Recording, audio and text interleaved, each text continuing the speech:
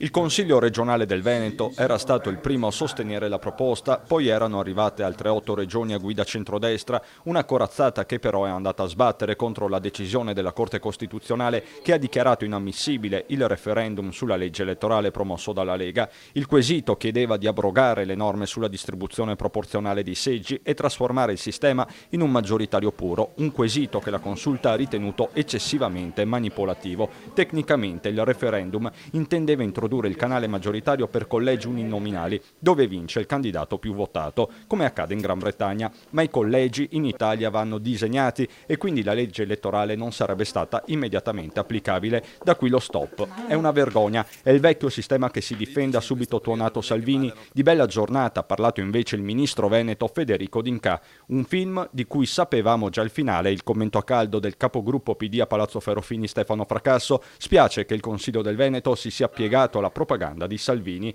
Nella Lega Veneta si parla di occasione sprecata. Il problema è che si è persa una grossissima occasione di democrazia, al contrario di quanto dicono certe forze politiche, perché noi sappiamo che la Gran Bretagna da sempre ha questa legge elettorale e sappiamo che è una delle migliori democrazie al mondo.